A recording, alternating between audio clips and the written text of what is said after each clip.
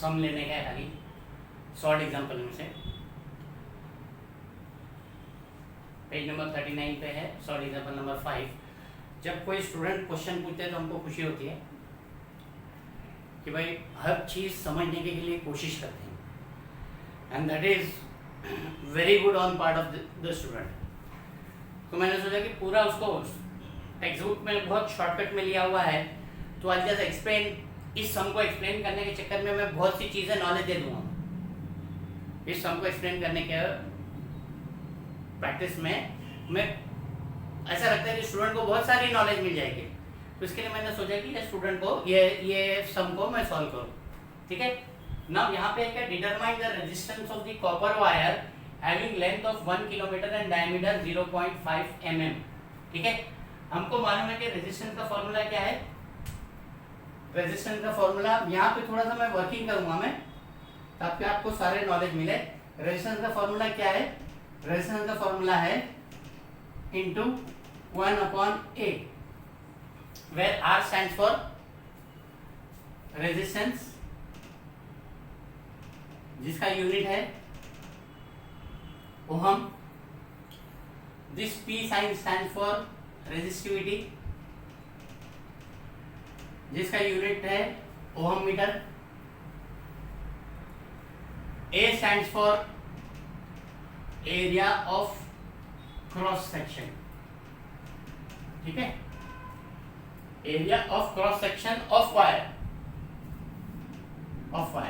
तो अब क्वेश्चन ये आता है कि एरिया तो समझ में आता है, क्रॉस सेक्शन ऑफ वायर क्या है। तो सपोज अगर ये वायर है, ओके, ये वायर है, ठीक है, आपने वायर देखा होगा ना, तो वायर के पॉइंट भी देखते हो। तो ये जो वायर कितना मोटा पतला है ना, this particular part will be called as cross section. This particular part will be called as cross section. This particular part will be called as cross section. तो हमको पता लगेगा वायर कितना मोटा है। मोटे वायर का ज्यादा क्रॉस सेक्शन रहेगा, पतले वायर का कम क्रॉस सेक्शन रहेगा, और ये गोल रहेगा। ठीक है, तो इसके लिए area of cross section, area ये क्या दिख रहा है डायग्राम, ये एक सर्कल दिख रहा है। ठीक है, तो एरिया ऑफ क्रॉस सेक्शन अगर हमको ये देखना पड़ेगा, ये एक सर्कल है, तो इसका फॉर्मूला आएगा पाई आर स्क्वायर। Correct, fine. तो ये समझ में गया आपको। रेजिस्टेंस का फॉर्मूला के लिए resistance is equal to resistivity into 1/A, या रेजिस्टिविटी अपॉन ए, या रेजिस्टिविटी अपॉन ए, पर आप लेते हो resistivity into 1/A। Fine, cross section समझा दिया मैंने। अब सम्स लेंगे। क्रॉस सेक्शन, यहाँ पे ओहम मीटर, रेजिस्टेंस का फॉर्मूला, रेजिस्टेंस का क्या है, ओहम्स, रेजिस्टिविटी का ओहम मीटर है, मीटर, और यहाँ पे दिया हुआ है किलोमीटर में। तो फर्स्ट स्टेप, इसको लेंथ जो है उसको किलोमीटर में, किलोमीटर का जो लेंथ है उसको मीटर में करना पड़ेगा। फाइन, फर्स्ट एक एक स्टेप मैं आपको बताता हूँ। ठीक है ना, 1 kilometre is equal to 1000 metre. 1 kilometre is equal to 1000 metre. ठीक है, इसको रेस टू करूंगा मैं, तो this will be 10 raise to 3 metre. This should be clear to you. 1 kilometre is equal to 1000 metre is equal to 10 raise to 3 metre. Fine, ये समझ में आ गया। अब क्या दिया हुआ है, 0.5 mm। वो जो किलोमीटर को मीटर में कन्वर्ट करना था, अब mm को भी मीटर में कन्वर्ट करने का है, उसका भी मैं थोड़ा आपको कैलकुलेशन दे दूं। Now 10 mm is equal to 1 centimetre. 10 mm is equal to 1 centimetre, और 100 centimetre is equal to 1 metre. ठीक है, 100 centimetre is equal to 1 metre, और हर सेंटीमीटर जो है 10 mm से बना हुआ है। तो 10 mm और 100 सेंटीमीटर को मैं अगर करूं, तो ये दोनों से मिलकर क्या मिलता है, therefore 1000 mm is equal to 1 metre मिलता है मुझे। Okay, 10 mm is equal to 1 centimetre, तो 100 centimetre is equal to 1 metre. Special case में ले रहा हूं सम की बहुत सारी चीजें नॉलेज दे दूं इस समय, डायरेक्ट उसको सॉल्व करने का मतलब नहीं। फाइन, तो 1000 mm is equal to 1 metre. ये यहाँ पे कैलकुलेशन बता दिया मैंने, यहाँ पे कैलकुलेशन बता दिया, आपको क्रॉस सेक्शन बता दिया मैंने, बहुत बारीकी नॉलेज दे रहा हूँ। नाउ देयरफॉर 1 mm क्या होगा, ये 1000 mm है, 1 into 1000 mm है, तो ये 1000 यहाँ पे डिनोमिनेटर में जाएगा, 1/1000 metre. 1000 mm will be 1 metre, देखो 1 mm will be 1/1000 मीटर। तो फिर क्या हो जाएगा, this will be 1/10⁻³ metre, 1/10⁻³ metre. तो अब क्या हो जाएगा, आपका लॉ ऑफ इंडक्टेंस आपने एक स्टैंडर्ड में पढ़ा था, ये जब ऊपर जाएगा तो नेगेटिव हो जाएगा। Therefore 1 mm is equal to 10⁻³ metre, है ना। 1 mm is equal to 10⁻³ metre. तो बुक में सब चीजें कहाँ से आई है, कैसे आई है, वो आपको एक्सप्लेन कर रहा हूँ मैं यहाँ पे। फाइन, तो ये आपको मैंने कैलकुलेशन बता दिया। So now you have part 1 में हमने 1 किलोमीटर को कन्वर्ट किया, पार्ट 2 में 0.5 mm 1 mm is equal to 10⁻³ metre. तो this will be 0.5 into 10⁻³ metre, ठीक है। 0.5 into 10⁻³ मीटर। इसको थोड़ा मैं और सिंप्लीफाई कर दूं तो ये हो जाता है 1/2 into 10⁻³ मीटर, ठीक है। ये मेरा 0.5 mm, और 0.5 mm किसका दिया हुआ है, डायमीटर का दिया हुआ है। अब एक और नॉलेज, यहाँ पे तो फॉर्मूला रेडियस का है, तो diameter twice radius is equal to diameter, ठीक है। आपका ये सर्कल है, ये रेडियस है, और एक रेडियस बनाए तो आपका डायमीटर बन गया। तो 2r is equal to diameter होता है, मतलब डायमीटर इज इक्वल टू क्या होता है, sorry radius is equal to क्या होता है, डायमीटर अपॉन 2 होता है। एक रेडियस जो होगा वो डायमीटर अपॉन 2 होगा। Clear, fine. तो अब हमारा रेडियस हम यहाँ पे लेंगे, नाउ डायरेक्ट हम फॉर्मूला बेस पे जा रहे हैं।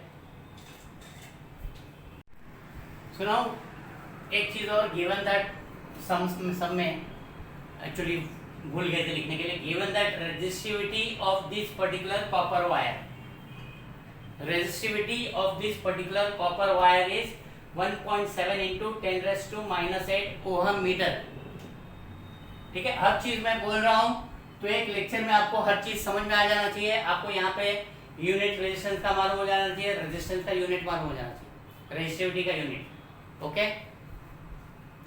सो now we have resistance is equal to resistivity into 1/8।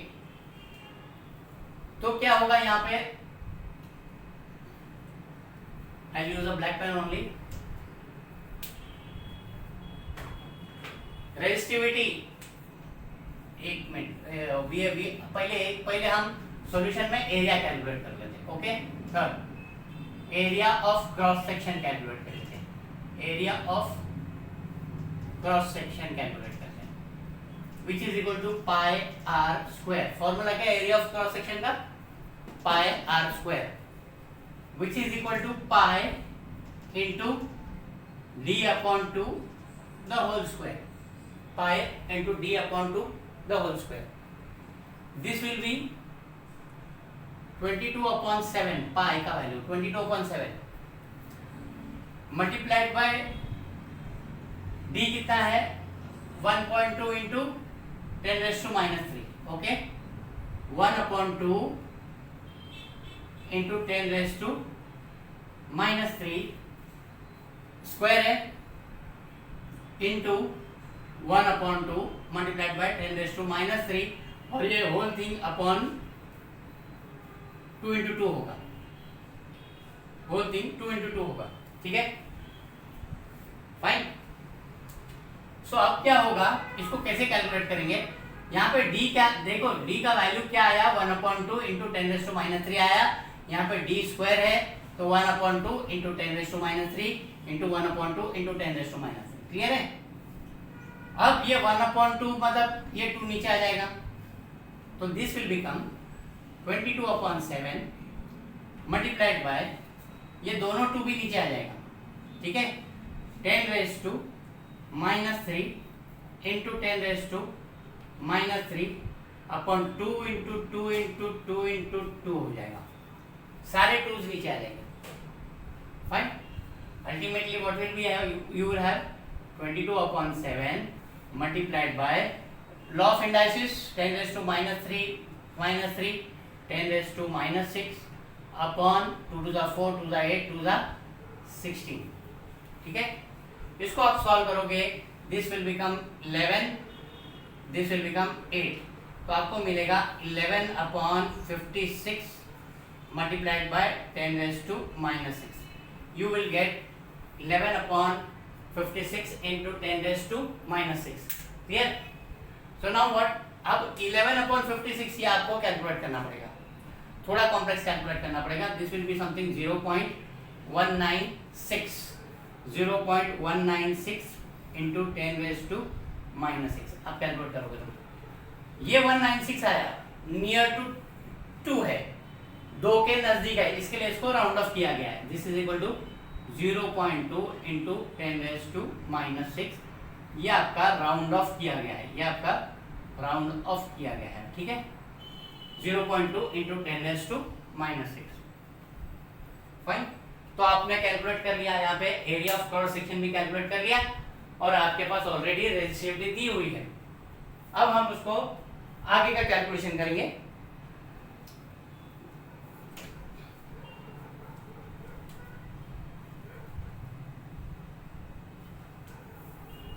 Resistance is equal to resistivity into 1 upon area of cross section. Resistivity कितनी दी हुई है? 1.7 into 10 raised to minus 8. 1.7 into 10 raised to minus 8. और ये area of cross section कितना आया? 0.2 into 10 raised to minus 6 into 10 raised to minus 8, and this comes as 0.2 into 10 raised to minus 6. ठीक है. Now suppose इसको मैं, ये 17 इधर एक डेसिमल है, इधर एक डेसिमल है, तो दोनों डेसिमल को हटा दूं तो ये हो जाता है 17/2. ओके, 1.7 और 0.2 क्या हो जाता है? 17/2 होता है. And this becomes 10 raised to minus 8 plus 6. This becomes 10 raised to minus 8 plus 6. Okay. Now यहाँ पे आपने ये लिया है cross section of the area, but आपने अभी यहाँ पे 10 raised to 3 नहीं लिया है. यहाँ पे 1 किलोमीटर दिया हुआ है ना, इधर आपने 10 raised to 3 नहीं लिया हुआ है. ओके, ये जो है ये 1 नहीं है, ये लेंथ है. ये जो 1 नहीं है ये लेंथ है.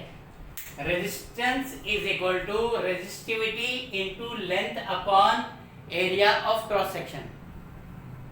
Okay, resistance is equal to resistivity into length upon area of cross section. और आपने लेंथ कितना निकाला था? 10 raised to 3 मीटर निकाला था. तो यहाँ पे आपको मल्टीप्लाइड बाय 10 raised to 3 करना है. ओके, आपको मल्टीप्लाइड बाय 10 raised to 3 करना है. तो अब आपका लॉ ऑफ इंडाइसिस से क्या हो गया? -8 + 6 + 3. -8 + 6 + 3. This becomes 17/2 multiplied by 6 + 3 9. 9 - 8 1. ये हो गया 10 raised to 1, मतलब 10. 17 multiplied by 10 will give you 170 divided by 2. 170 divided by 2 will give you resistance that is equal to 85 ohms. Resistance that will give you 85 ohms. Clear? Should be very clear. सारे calculation कैसे करने के, complex calculation कहाँ पे करने, कहीं भी complex calculation नहीं था, खाली यहाँ पे आपको जो वहाँ पे 11/56 डिवाइड करना पड़ा, that was a bit complex calculation. ठीक है, वहाँ पे आपको कहीं ना कहीं थोड़ा सा डिवाइड करके आपको अप टिल 3 डेसिमल आपको आंसर लाना पड़ेगा. ठीक है, thank you very much. Happy learning.